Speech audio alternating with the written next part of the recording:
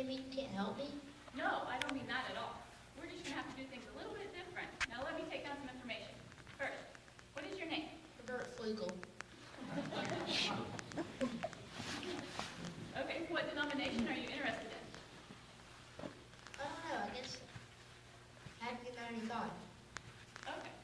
Do you have any seminary training? No, Is your father a pastor? no, Any relatives in the ministry? no, Have you been counseled in this direction by a pastor?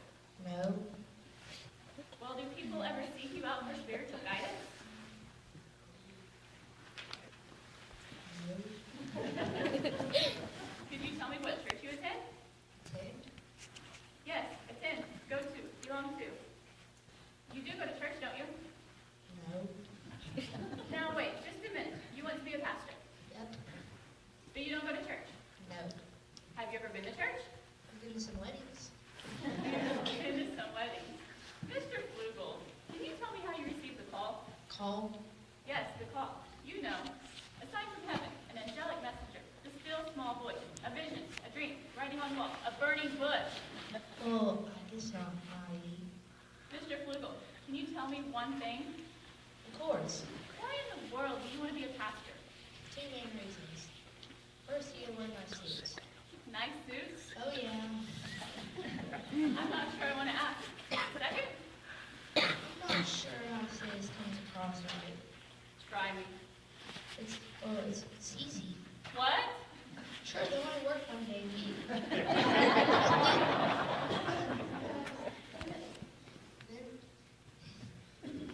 then all they do is shake hands with people and go home. I'm surprised I don't have people on the block trying out for these jobs. So, what do I need to do? We recommend that all our clients spend a day or two observing someone in their chosen field, just to be sure to see what's involved. I know just the church to show you about your chosen vocation. Here's the address.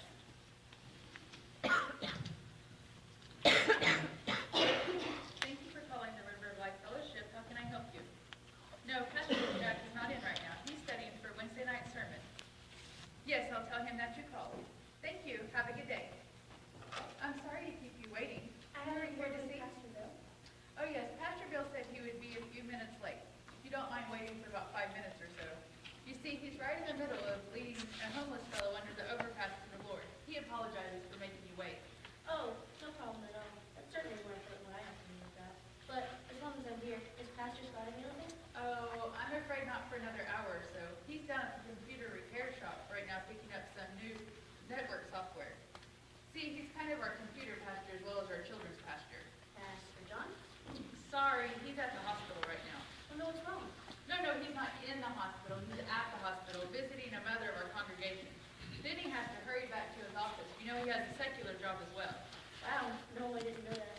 That's okay. Pastor Bill will be there shortly, obviously. Okay. Now, you must be Mr. Flugel? But yeah, I'm here. Oh, the lady at the vocational guidance office called and told me to be expecting you. So you want to be a pastor? Well, yes, I... Unfortunately, most of our pastors are unavailable at the moment. The only one on church grounds is Pastor Jim. Oh, can I meet him? Do you have a wrench? He left instructions that said he wasn't to be served unless a person brought a wrench with him.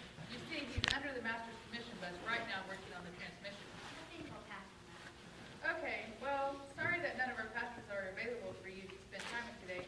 Would you like me to give you a rundown on some of the responsibilities? That'll be nice if you don't mind.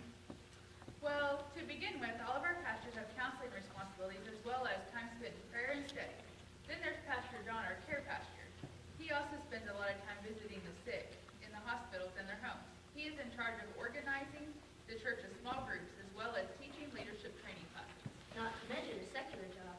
Then there's Pastor Bill, our administrative pastor. He oversees the church budget, and as if that isn't enough all by itself, he also must spend time preparing study materials for the classes he teaches. And he also supervises one-on-one deliverance. That's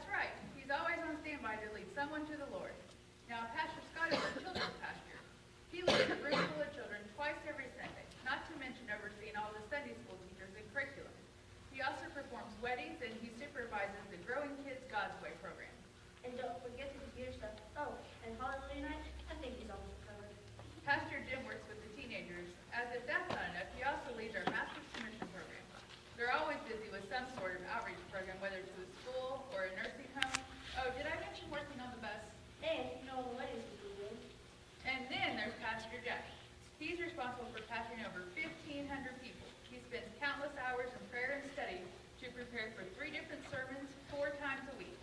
And as a leader, his desk is where the buck stops for complaints. And he must take the brunt of criticism from the flock and the outsiders.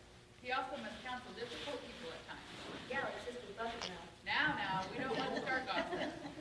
As all of our pastors, he is a role model as a husband and father for the congregation to look up to. And also, like the rest of the pastors, works incredibly hard to maintain the highest level of integrity. And he also makes killer lattes. Mr. Flugel, where on earth did he go to? Mr. Flugel, you're back. How was your meeting at the church? Did you learn about becoming a